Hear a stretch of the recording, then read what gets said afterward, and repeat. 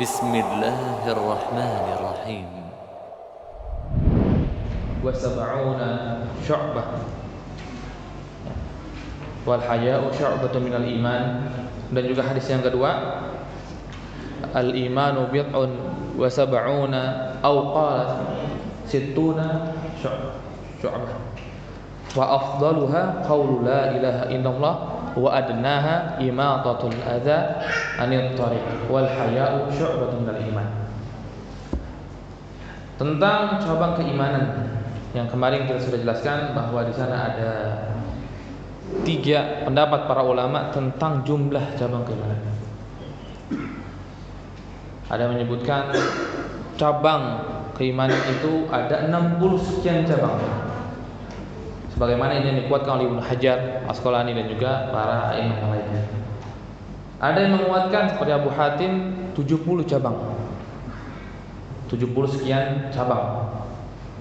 Dan juga ada yang menguatkan itu hanyalah ucapan Arab yang biasa ketika menyebutkan bilangan yang banyak. Kemarin kita sudah contohkan juga seperti Imam Ibnu Hibban. Ibnu Hibban merinci yang kemarin kita sebutkan dari amalan yang ada, beliau rinci menjadi 3. Pertama adalah amalan hati ataupun i'tiqad, kemudian lisan, kemudian perbuatan. Dan jumlahnya kemarin 69 keimanan yang beliau masukkan di dalam cabang-cabang ini.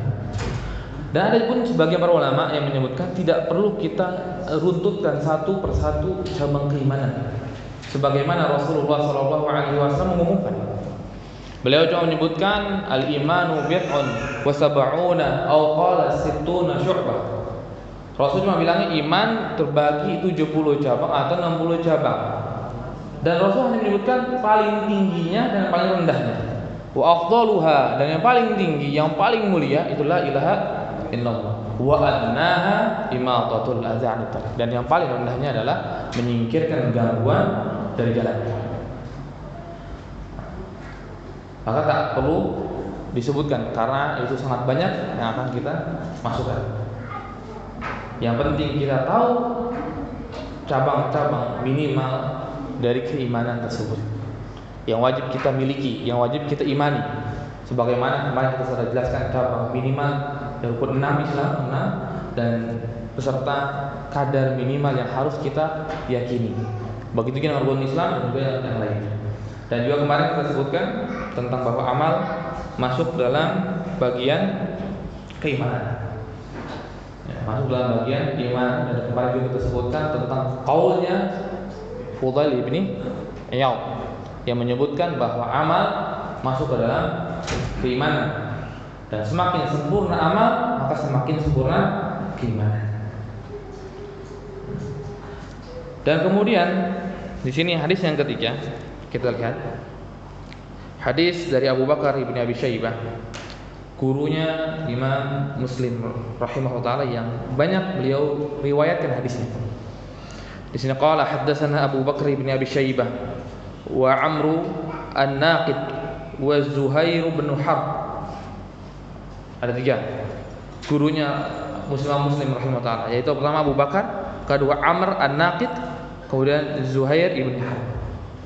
3 guru yang beliau dapatkan hadis ini, dan dari 1 guru. Masya Allah, berarti mereka ini perguruan. Satu perguruan dengan Imam Sufyan ibni Uyainah rahimahullah ta'ala, ulama besar di kota Mekah, ulama yang besar dan bahkan memiliki sanad yang tinggi. Nah, ini kalau sudah memiliki kapasitas ilmu yang besar, sanad yang tinggi akan dicari. Mana akan dicari. Memiliki sanad yang tinggi pun akan dicari oleh para ulama. Seperti di zaman Ibnu Taimiyah rahimahullah ta'ala, ada seorang yang memiliki sanad yang tinggi, yang bisa memotong 2 generasi. Maka diambil sanad, walaupun dia itu cuma orang pekerja batu. Ketika dia memiliki sanad yang tinggi, maka dicari. Dan kemudian dicari juga oleh keponakannya ataupun sepupunya, lupa, Aisyah, namanya Aisyah binti Abdul Hadi. Aisyah binti Abdul Hadi. Maka sanad lewat Aisyah binti Abdul Hadi dan kemudian kepada fulan tersebut yang Sahihul Hajar. Itu sanad tertinggi dari kitab-kitab yang ada. Sanad yang tertinggi dari kitab-kitab yang ada. Lebih tinggi daripada yang lainnya. Karena beliau itu memotong beberapa generasi. Pertama, artinya memotong generasi Ibnu Taimiyah rahimahullah, itu generasi dari murid gurunya tukang batu tersebut. Nah, Ibnu Uyainah insyaallah sangat tinggi, memiliki keilmuan yang sangat besar. Menjadi rujukan orang-orang di kota Mekah. Nah, Sufyan Ibnu Uyainah memiliki murid yang banyak. Salah satu muridnya adalah Imam Ahmad bin Hanbal. Dan salah satu muridnya juga Imam Syafi'i. Imam Syafi'i termasuk muridnya Imam Sufyan Ibnu Uyainah rahimahullah ta'ala. Tapi kita lebih sering dengar Imam Syafi'i dengan Imam Ahmad. Karena apa? Karena mazhabnya disebar. Tapi itu mazhabnya Sufyan Ibnu Uyainah ketika itu cuma berhenti beberapa tahun saja dan tidak sampai di zaman itu.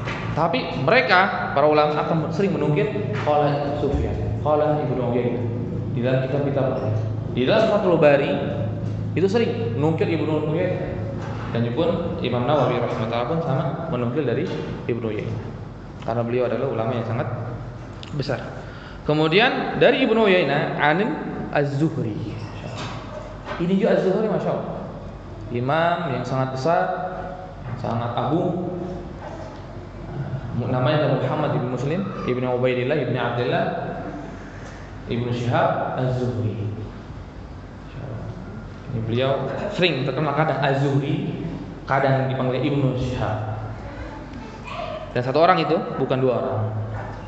Kemudian beliau dari Salim. Salim siapa? Kalau an Salim, an abihi, an Rasulullah SAW, itu kemungkinan Salim bin Abdullah ibni Umar. Karena Salim ibni Abdullah ibni Umar. Ya, Salim bin Abdullah ibni Umar. Anaknya Abdullah bin Umar. Dan anak yang paling mirip dengan Abdullah bin Umar. Dan Abdullah bin Umar yang paling mirip dengan Umar bin Khattab radhiyallahu anhu. Dari sifatnya dan juga dari ketakwaannya. Dari sifat tubuhnya, apa sifat khuluknya, akhlaknya, mereka memiliki yang sama. Maka Abdullah bin Umar sangat memperlihatkan kecintaannya kepada Salim daripada yang lain, daripada anak yang lain. Dan banyak juga orang-orang ketika itu berkata kepada Abdullah, janganlah kau nampakkan secara jelas. Maka berkata Abdullah, aku cinta kepada Salim bukan karena dia anakku mungkin yang paling tua ataupun yang lain, tapi aku cinta lebih dari dia karena dia adalah anakku yang paling bertakwa kepada Allah Subhanahu, yang paling berilmu. Itulah Salim bin Abdullah bin Umar. Maka di sini beliau meriwayatkan dari bapaknya, an abihi, dari Abdullah bin Umar, sami'an nabiyya sallallahu alaihi wasallam rajulan ya'idhu akhahu fil haya. Yang dimana Rasulullah sallallahu alaihi wasallam mendengar ada seseorang yang memberikan nasihat kepada saudaranya tentang malu, sifat malu. Di sini disebutkan oleh Ibnu Hajar Asqalani rahimahullah bahwa rajulan di sini tidak dikenal.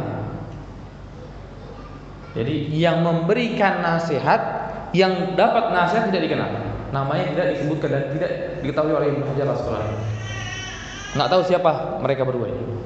Tapi yang mesti adalah mereka berdua adalah sahabat Nabi sallallahu alaihi wasallam.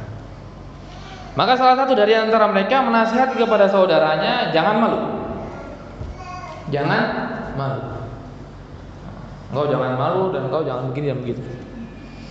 Sifat malu begini dan begitu dan begitu.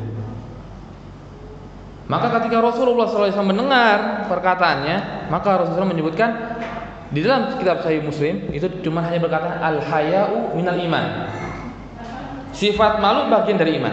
Tapi kalau kita lihat dari Bukhari, maka kita baru lihatlah kejadian yang jelas. Maka di sana riwayat jelaskan Rasulullah, da'hu, tinggalkan dia, biarkan dia, nggak perlu dinasihati tentang masalah sifat malu yang dia miliki. Al-haya'u minal iman, dan sifat malu yang dia miliki itu bagian dari keimanan. Jadi Rasulullah SAW malah memberikan teguran kepada orang yang menasihati saudaranya. Karena apa yang dinasihatinya tidak tepat, karena meminta untuk tidak memiliki sifat malu. Dan malu kemarin kita sudah singgung, ada sifat malu yang baik dan ada sifat malu yang buruk. Sifat malu yang buruk adalah sifat malu yang menahan dari perbuatan ketaatan atau melakukan perbuatan maksiat. Saya malu dengan teman saya, akhirnya saya minum khamr. Saya malu, akhirnya saya merokok ataupun melakukan hal-hal yang maksiat. Tapi sifat malu yang asli itu adalah sifat malu yang sangat bagus. Dan kemarin pun kita sudah ingatkan tentang sifat malu. Sifat malu adalah sifat yang ada dari sebagian manusia yang Allah Subhanahu wa taala berikan sifat tersebut dari lahir. Ada. Lahir diciptakan oleh Allah Subhanahu wa taala memiliki sifat malu. Itu ada. Maka para ulama menyebutkan kenapa sifat malu yang disebutkan oleh Rasul sallallahu alaihi wasallam. Ketika disebutkan cabang sekian cabang, kenapa kok sifat malu yang disebutkan? Kenapa enggak yang lain? Kenapa tidak yang lain? Kenapa sifat malu? Bukankah sifat malu itu ada sifat yang sudah bawaan dari dasarnya, dari penciptaan? Karena akhlak itu ada dua. Ada akhlak yang sudah ada dari ciptaan, kita diciptakan kita memiliki akhlak tersebut. Ada akhlak yang muktasabah, yang kita usahakan. Kita misalkan orangnya biasanya cepat-cepat, kemudian kita berusaha untuk menahan. Tapi itu sifat yang kita usahakan. Atau kita biasanya tidak suka sedekah. Kita ketika ingin sedekah kita berpikir, kemudian kita lawan hal tersebut, maka itu muktasabah bagi kita. Kan ada sebagian orang yang sudah dari lahirnya itu luar biasa ngasih-ngasih orang. Ada sifat yang muktasabah, ada sifat yang ghazir, ataupun sifat yang dari penciptaan sudah demikian. Nah, sifat malu termasuk dari bagian tersebut. Maka disebutkan oleh para ulama, kenapa dimasukkan? Karena untuk memberi tahu kepada seluruh manusia sifat yang sudah ada dari lahir kita, sifat yang baik. Kalau tidak diniatkan untuk Allah, tidak mengharapkan pahala dari Allah Subhanahu wa taala, maka tidak berguna. Dan itu bukan bagian dari keimanan. Dia malu ketika berbuat maksiat. Tapi malunya itu bukan karena pada Allah Subhanahu wa taala, cuma malu. Saya malu ntar dilihat sama ustaz saya begini. Cuma hanya karena ustaz atau karena orang lain, karena bapak saya, karena ibu, karena fulan, bukan karena Allah Subhanahu wa taala, maka itu bukan perbuatan terpuji. Atau malu menghindari kita dari sesuatu kebaikan atau kita melakukan keburukan, dan itu bukan sebuah malu yang terpuji dan tidak masuk dari bagian keimanan. Walaupun berkaitan dengan permasalahan yang mubah. Di sana Rasulullah SAW ingin menjelaskan, maka sudah maklum bagi kita sesuatu yang tidak kita harapkan pahala itu bukan berpahala. Maka tidur, sering kita dengarkan ketika puasa, tidur orang puasa itu pahala, bahkan ibadah ya. Pertama itu adalah hadis yang tidak sahih dari Nabi sallallahu alaihi wasallam. Yang kedua, itu enggak bisa dikatakan demikian. Karena itu adalah perkara yang biasa. Dia bisa bernilai pahala ketika dia niatkan untuk kuat, misalkan sholat malam, sholat tahajud, sholat tarawih, maka baru bisa bernilai pahala. Begitu juga dengan malu. Ketika ada orang sudah dari lahirnya memiliki sifat malu, maka kalau dia tidak harapkan kepada Allah, tidak harapkan pahala dari Allah, maka enggak sia-sia amalan tersebut. Dia memakai janggut misalnya, dia memelihara janggut, Tapi ketika memelihara janggut, enggak, bukan karena ngikutin Rasul, saya ngikutin tren saja. Maka dia tidak paham, karena dia tidak niatkan untuk Allah Subhanahu wa Ta'ala. Karena janggut adalah sesuatu yang tumbuh, sesuatu yang tumbuh. Kalau dia tidak niatkan, maka dia tidak berpahala. Apalagi sudah dikatakan saya tidak mengikuti Rasul, berarti dia junjungan yang bukan Rasulullah Shallallahu Alaihi Wasallam. Dan ada perkataan yang bagus dari Imam Ibnu Hajar yang beliau nukilkan dari kitabnya Fathul Bari dari Abu Ubaid, makna al-haya'u minal iman anil mustahi yanqati'u bihaya'ihi anil ma'asi wa illam yakun lahu taqiyah. Maka beliau menyebutkan orang yang memiliki malu, sifat malu, yanqati'u bihaya'ihi anil ma'siyah, dia akan memutus dari maksiat yang dilakukan dengan rasa malunya dia. Dia berhenti dari malu. Wa illam yakun lahu taqiyah, walaupun dia itu tidak taqiyah. Walaupun dia tidak taqiyah. Fa sara kal iman al-qati' bainahu wa bainal ma'asi. Maka jadilah dia seperti iman yang akan memisahkan dirinya dari maksiat. Karena sifat malu yang bisa nampak pada dalam diri kita. Malu. Dan dari orang yang paling malu adalah Rasulullah SAW, yang memiliki sifat malu yang paling tinggi adalah Rasulullah SAW. Dan dari para sahabat adalah Utsman ibn Affan radhiyallahu anhu. Sampai Rasulullah menyebutkan, bagaimana aku tidak bisa malu kepada seseorang yang para malaikat malu dengannya. Ketika Utsman masuk ke rumahnya, ke rumah Rasulullah SAW, maka Rasulullah tiba-tiba merapihkan pakaiannya, baru mengizinkan Utsman masuk. Maka Aisyah bertanya, ketika Abu Bakar Umar masuk, engkau biasa saja ya Rasulullah, tidak merapikan pakaianmu dan tidak merapikan dudukmu, tapi kenapa ketika Utsman datang engkau merapikan? Maka jawaban Rasulullah, bagaimana aku tidak bisa malu kepada seseorang yang para malaikat malu padanya.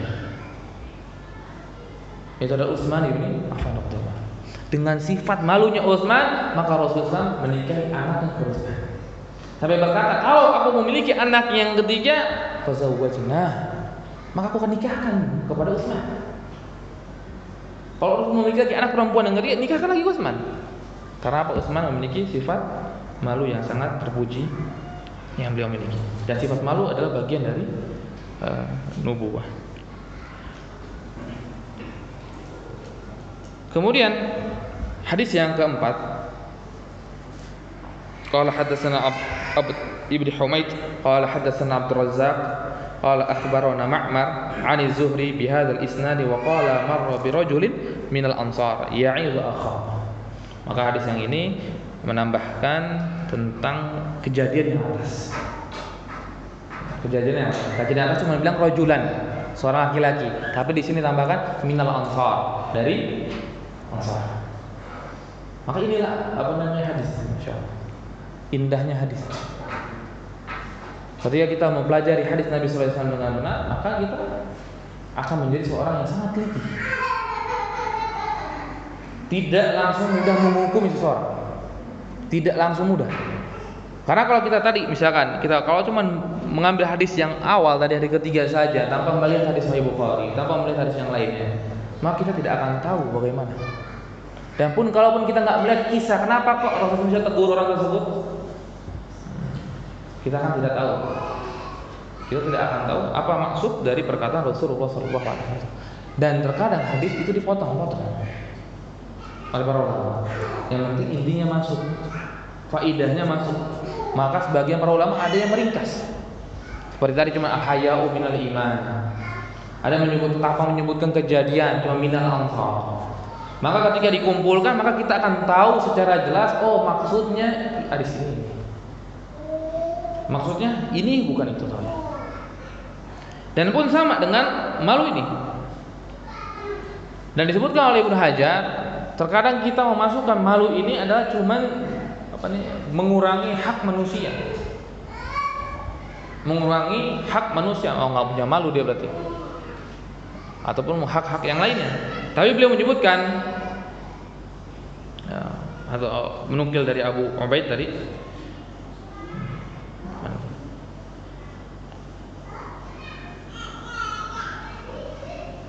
annal murad bil haya'i fi hadhil ahadits, dan maksud haya, sifat malu dari hadis-hadis ini, hadis-hadis yang ada di bab-bab yang beliau sebutkan tersebut, ma yakunu syar'iyyan, dan itu adalah haya, malu yang syar'i.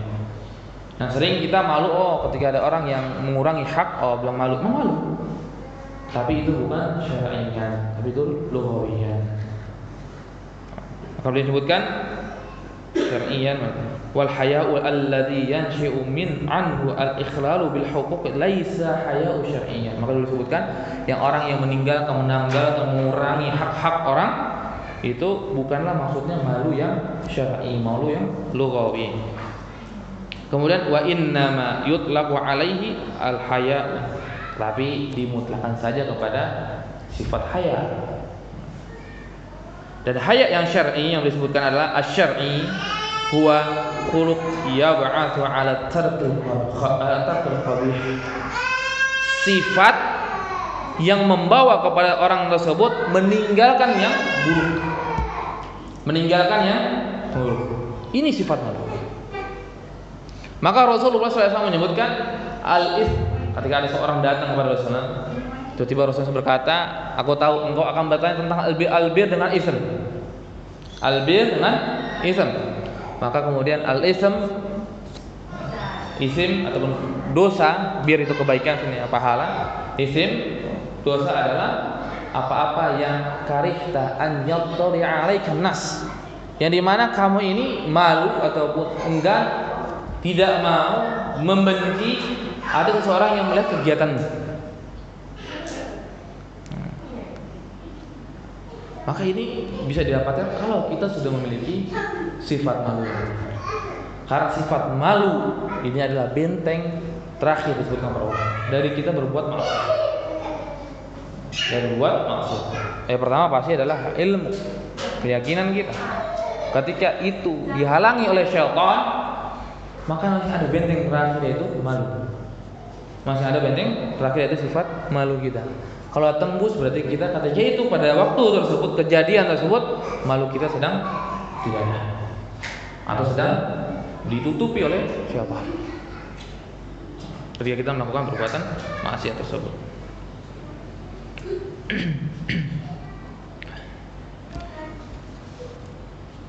Karena haya ataupun malu adalah benteng terakhir. Kemudian di sanad hadis ini ada namanya Abdur Razzaq. Ulama Abdur Razzaq Al-San'ani Al-Yamani. San'ah. Kita lebih dengar dengan San'ah. Al-Yamani karena dia dari negeri Yaman. Abdur Razzaq, beliau adalah gurunya Imam Ahmad. Beliau adalah guru Imam Ahmad. Ada kisah yang sangat unik dari Imam Ahmad bin Hanbal. Insyaallah. Ketika itu beliau sudah keluar dari kotanya menuju Mekah, menuju Yaman, untuk belajar. Tapi sebelum belajar kepada Abdur Razzaq, beliau ingin haji dulu. Beliau ingin haji terlebih dahulu. Maka ketika beliau sedang perjalanan haji, bertemu dengan gurunya itu adalah Abdur Razzaq. Dan tahunya beliau juga sedang ingin pergi haji. Pergi haji dulu beda dengan pergi haji kita. Pergi haji kita paling 40 hari. Kalau dulu itu berbulan-bulan. Maka ketika di jalan pergi haji sampai di sana, itu Imam Ahmad belajar. Maka temannya yang mendampingi Imam Ahmad berkata, kan kau sudah mengambil ilmu yang begitu banyak dari Abdur Razzaq, silakan kita sekarang cari lagi guru yang lain. Kita cari lagi hadis Nabi SAW, sanad yang lain. Maka Imam Ahmad berkata, enggak, aku sudah berniat keluar dari kotaku, belajar dengan guruku Abdur Razzaq ini di Yaman, dan aku belum belajar di Yaman. Maka aku akan kembali ke Yaman. bersama guruku ini, masya Allah. Beliau ingin mempertahankan niatnya, karena niatnya sudah belajar di Yaman, maka beliau tetap akan ke Yaman. Maka beliau jalanlah ke Yaman dan qadarullah nafkahnya habis setengah jalan. Habis setengah jalan. Dan kemudian Syekh Abdul Razak tersebut ingin memberikan uang kepada Imam Ahmad. Dan Imam Ahmad karena terkenal waroknya, beliau tolak. Enggak. Karena aku datang belajar denganmu untuk cari ilmu, bukan cari uang, wahai Syekh. Saya tidak akan bisa menerima uangmu. Saya datang kepadamu untuk cari ilmu, bukan mengemis untuk meminta hartamu. Maka akhirnya Imam Ahmad itu menjual ikatan dari tali. Beliau membuat sebuah kerjaan simpel yaitu, maka dijual kepada jamaah haji tersebut, dan akhirnya beliau mendapatkan uang dari sana. Ini Syekh Abdul Razak rahimahullah ta'ala. Bukan Syekh Abdul Razak sekarang ya, Imam Abdul Razak di zaman Imam Ahmad bin Hanbal. Kemudian hadis yang selanjutnya, yaitu hadis yang kelima. Qala haddatsana Muhammad ibnu al-Musanna wa Muhammad ibnu Bashar wa lafdhu ibni Musanna qala. Diriwayatkan dari gurunya Muhammad ibni Musanna dan Muhammad ibni Bashar berkata, meriwayatkan dari Muhammad ibni Ja'far. Mereka berdua meriwayatkan dari Muhammad ibni Ja'far qala haddatsana Syu'bah, dan meriwayatkan dari Syu'bah an Qatadah. Qala sami'tu Abu Sawwar yuhadditsu annahu sami'a Imran ibn Husain. Di sini Abu Sawwar beliau berkata bahwa dia mendengar Imran ibn Husain. Imran ibn Husain radhiyallahu anhu, sahabat Nabi sallallahu alaihi wasallam dari Ansar, yuhadditsu 'anil Nabi sallallahu alaihi wasallam. Yang di mana ketika itu Imran ibn Husain menceritakan tentang hadis-hadis Nabi sallallahu alaihi wasallam. Annahu qala, Rasulullah sallallahu alaihi wasallam bersabda, al-haya'u la ya'ti illa bi khairin. Sifat malu tidaklah datang kecuali semuanya kebaikan. Kecuali semuanya kebaikan. Karena kita sudah jelaskan tadi kan makna malu. Yang di dalam hadis-hadis Nabi sallallahu alaihi wasallam yang ini adalah malu yang syar'i. Malu yang syar'i adalah yang sudah kita jelaskan tadi adalah apa? Malu ketika mendorong dia untuk tidak atau meninggalkan perkara-perkara yang qabih, perkara yang jelek. Ini malu yang syar'i. Maka beliau sebutkan, Rasulullah menyebutkan sangat wajar ketika Rasulullah menyebutkan al-haya'u la ya'ti illa bi khairin. Sifat malu tidaklah datang kecuali kebaikan. Maka setelah beliau menyebutkan hal tersebut, tiba-tiba ada seseorang bernama Bushair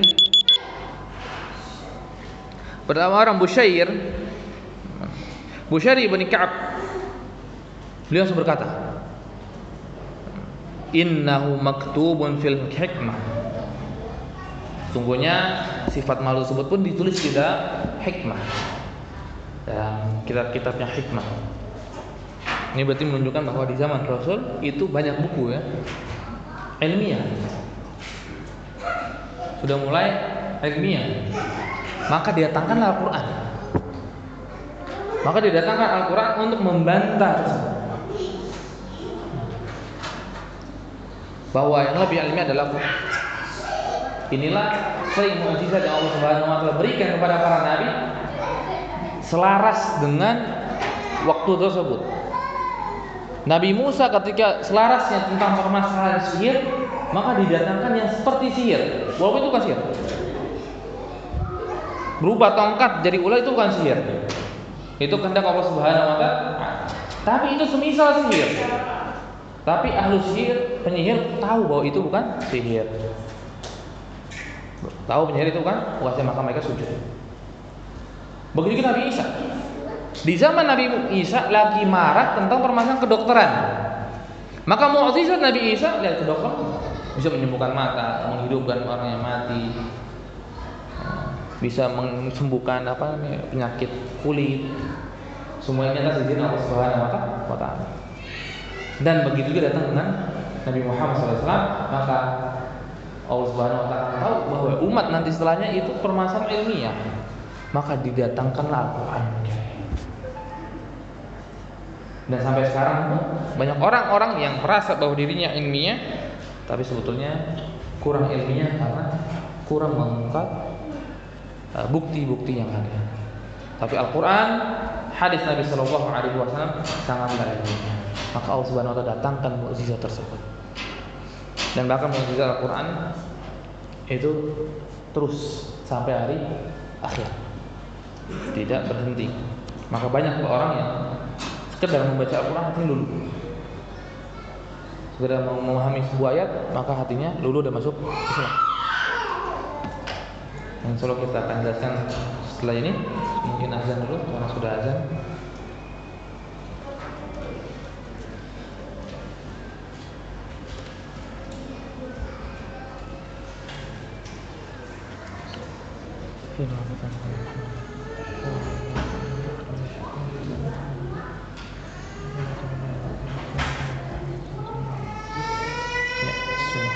Alhamdulillah wassalatu wassalamu ala Rasulillah wa ala alihi wasallam.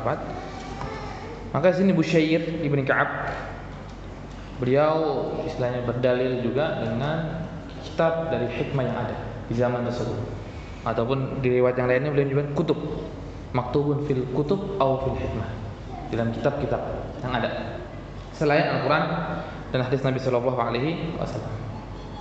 Maka Busyair Ibn Ka'ab ini adalah orang soleh, bukan orang sesat dan bukan orang yang lain. Yang dimana juga Busyair ini termasuk tabi'in yang besar karena beliau dekat juga dengan para sahabat Nabi Sallallahu Alaihi Wasallam yang lainnya.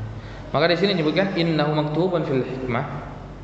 Punya sifat malu juga pun disebutkan di dalam kitab hikmah ataupun kitab-kitab yang lainnya. Anna minhu waqaran wa minhu sakinatan. Menyebutkan sifat malu tersebut di dalam kitab hikmah itu mewariskan ataupun mendapatkan, menghasilkan sebuah waqar, kewibawaan, dan juga sakinah, tenangan. Ini beliau sebutkan bahwa di kitab lain juga menghasilkan ini. Tapi setelah mendengar tersebut, Imran ibn Husain marah. Maka beliau menyebutkan di sini, uhadditsuka an Rasulillah sallallahu alaihi wasallam wa tuhadditsuni an suhufik. Aku kabarkan kepadamu hadis Nabi sallallahu alaihi wasallam, tapi malah engkau kabarkan kepadaku tentang buku-bukumu. Maka di sini Imran ibn Husain marah, dan bahkan riwayat yang setelahnya sangat marah Imran ibn Husain. Sampai diulang-ulang. Ketika Imran ibn Husain sudah marah, diulang. Taunya Busyair masih ngeyel, sebutkan lagi. Enggak, di dalam kitab juga itu ada begini. Dan beliau tambahkan di riwayat yang kedua, tambahkan wa minhu dha'f. Oh, salah tak. Wa minhu dha'f. Dan juga sifat malu itu mewariskan mendapatkan ya kelemahan. Maka marah Imran ibn Husain. Dan marahnya Imran ibn Husain bukan karena Imran mengingkari sifat malu akan mewariskan atau mendapatkan hal tersebut. Orang yang malu akan disegani oleh orang. Enggak, bukan. Orang malu itu akan merasa tenang. Enggak, bukan. Bukan itu yang diingkari oleh Imran. Tapi yang diingkari oleh Imran yang disebutkan oleh Quran seperti Ibnu Battal, karena perkataan Imran inna minhu, ya cuma lafaz minhu, maka Imran marah. Kenapa?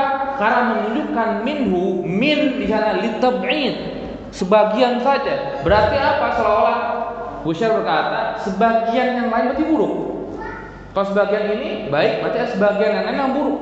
Sedangkan Rasulullah menyebutkan la ya'ti illa bi khairin, ataupun la ya'ti illa kulluhu khair. Atau ayat-ayatnya al haya'u kulluhu khair. Kulluhu semuanya. Tiba-tiba dia menyebutkan minhu, sebagian. Maka di sanalah Imran marah. Rasul sebutkan semuanya, engkau sebutkan bagi sebagian. Maka Imran marah. Kemudian Busyair ulangi lagi sampai terjadi 3 kali dan sampai merah matanya Imran. Merah matanya Imran. Kemudian Imran sampai berkata, ala ara uhadditsuka an Rasulillah sallallahu alaihi wasallam wa tu'aridu fi. Ulang lagi, saya sampaikan hadis Nabi dan engkau sanggah. Saya sampaikan hadis dan engkau sanggah. Maka kejadian tersebut membuat para jamaah yang ada ketika itu sedikit khawatir tentang Busyair. Maka Abu Qatadah, masalah Abu Qatadah berkata, ataupun orang-orang yang ada di sana berkata, innahu la ba'sa bihi. Imran itu orang yang sebetulnya orang lurus, dia enggak bukan orang-orang yang macam-macam, bukan orang sesat, bukan ahlul bid'ah, dan juga bukan memiliki keyakinan-keyakinan yang enggak baik. Jadi untuk menenangkan Imran bahwa dia itu bukan orang-orang yang melenceng. Tapi di sini Imran tetap marah karena apa? Ada perkataan minhunya, sebagian. Sedangkan Rasul menyebutnya kullu. Dan juga Imam Qurtubi menyebutkan lagi maknanya juga. Kenapa Imran marah? Sebab yang kedua yaitu adalah ketika Imran menyampaikan hadis disangka dengan kitab yang lain. Disampaikan hadis disangka dengan kitab hikmah. Maka di sana Imran marah. Enggak, walam yunkir Imran alaihi hadzal qadr min haitsu makna wa inna ma ankarahu ala min haitsu innahu saqa fi mu'rid man yu'aridu kalam ar-rasul bi kalami ghairihi. Imran marah karena penyanggahan kalamnya Rasul dengan kalam selainnya. Walaupun kalam tersebut bagus, jangan pernah kita sanggah perkataan Rasul dengan perkataan orang lain. Rasul ketika sudah bilang A, ya kita nurut. Jangan sampai kita sanggah, oh enggak, kata guru saya B. Tidak. Kalau Rasul sudah mengatakan ini, ya kita cuma sami'na wa ata'na. Yang sampai kita sanggah dengan perkataan manusia yang lain selain Rasulullah sallallahu alaihi wasallam. Maka di sini Imran sangat marah dengan perbuatannya Busyair ibn Ka'ab. Busyair ini adalah tabi'in yang sangat mulia, dan beliau itu pernah sampai dekat dengan para sahabat tabi'in kibar tabi'in. Beliau itu sampai pernah berkata kepada Abdullah bin Abbas. Kepada Abdullah bin Abbas, tahu kita sahabat Nabi sallallahu alaihi wasallam, bahkan anak pamannya Rasulullah. Beliau berkata, "Kenapa wahai Abdullah bin Abbas engkau tidak mengambil hadis saya?"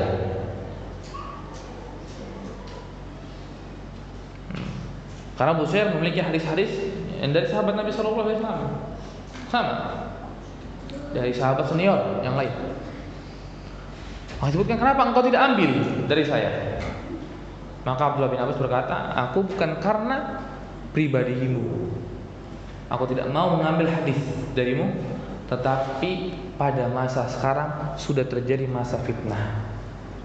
Maka aku akan lebih teliti kepada siapa yang aku akan ambil hadis tersebut." Karena terjadi zaman fitnah, ketika itu fitnah maqtal Utsman terbunuh, kemudian lagi Ali terbunuh, dan terjadilah fitnah di tengah-tengah manusia dan terjadi pemalsuan hadis. Maka Abdullah bin Abbas menahan diri untuk mendengar dari orang-orang yang tidak jelas. Walaupun dia tahu Busyair itu adalah orang yang dalam kasamal hadis juga bagus, tapi beliau tahan diri. Karena apa? Lagi tersebar, lagi marak-maraknya hadis palsu ketika itu.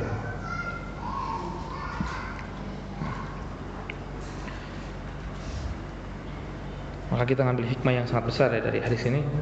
Jangan pernah menyanggah perkataan Rasul dengan perkataan manusia. Jadi teringat juga ada seorang Ansar, tapi dia enggak masuk Islam ya.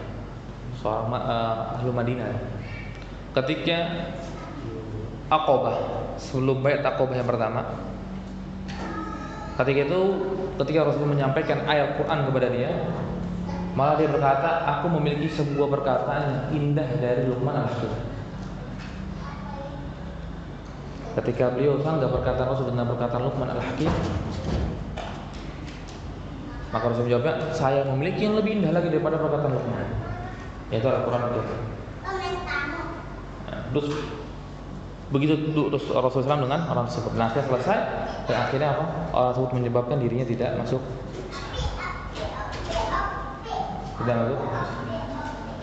Maka bahaya kita ketika tidak taat kepada Rasulullah SAW.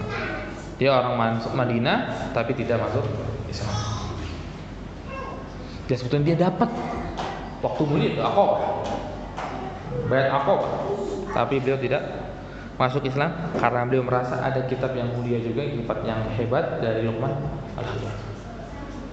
Dan akhirnya dia tidak mau mendengar Al-Quran yang dibawa oleh Rasulullah SAW.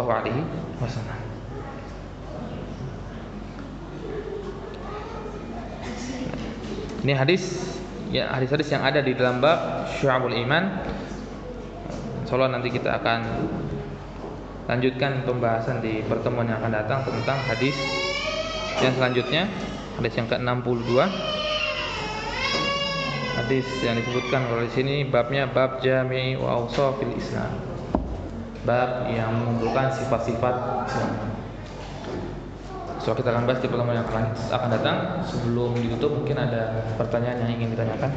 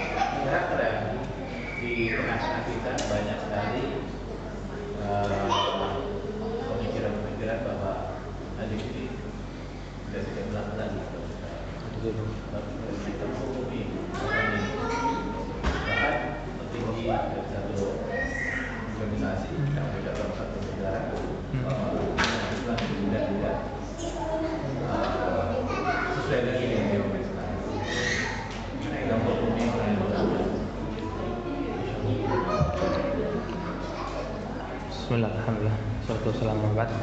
Menyikapi orang yang menghukum tidak relevan Al-Quran ataupun dari hadis Nabi SAW di zaman kita sekarang. Kan ini orang yang sudah dikabarkan oleh Rasulullah SAW, yang dimana Rasul juga menyebutkan sifatnya, dia akan menyombongkan diri, dia akan duduk seperti duduknya raja. Kemudian ketika datang hadis Nabi SAW yang berkata, bawalah Al-Quran Karim kepada kami akan ikuti. Kalau selainnya itu tidak akan kami ikuti. Maka kalau keyakinan itu adalah Nabi SAW tidak wajib diikuti karena hadisnya bermasalah, karena dia manusia, maka dia benar. Karena syahadat wa asyhadu anna Muhammadan abduhu wa rasul dari aku kan konsekuensinya. Kalau sekedar dia berkata demikian bukan maksudnya bahwa Rasul sallallahu alaihi wasallam tidak harus diambil, cuman hanya ada subhat di antara mereka, subhat sedikit, ya maka hal tersebut sudah bisa kita katakan dia keluar dari Islam. Tapi kecuali dia mengingkari hal yang sudah dalam perkara yang jelas, yang wadih, salat diingkari sama dia karena dari hadis tak bisa diterima, maka dia keluarkan dari Islam. Karena permasalahan salat sudah sangat jelas, tidak ada permasalahan yang sama-sama. Kecuali ada permasalahan yang mendetail, dia akhirnya nolak, kayaknya enggak demikian. Tapi permasalahan itu hanya mendetail, bukan prinsip dalam agama, maka itu hal tersebut tidak bisa kita katakan. Dan perbuatan tersebut adalah perbuatan yang sangat jelek, ingkarus sunnah. Ingkarus sunnah ini adalah perbuatan yang jelek sampai Rasul sudah kabarkan dari sebelum terjadi. dari sebelum terjadi. Kalau ada orang yang akan mengingkarin sunnah, kalau dia ingkar sunnah secara keseluruhan, maka bagaimana kamu? Ingkar sunnah.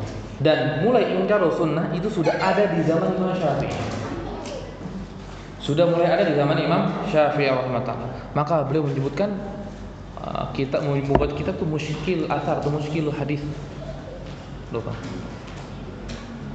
Hadis yang katanya muskil oleh mereka.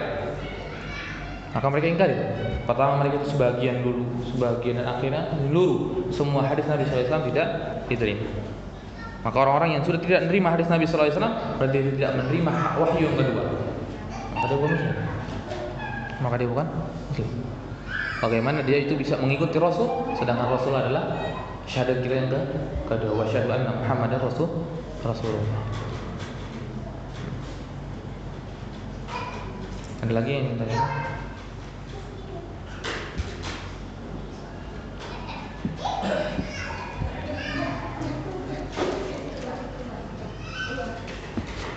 Kalau nggak ada, insyaallah kita akan lanjutkan di pertemuan yang akan datang. Mudah-mudahan bermanfaat apa yang dibahas kita pada hari ini.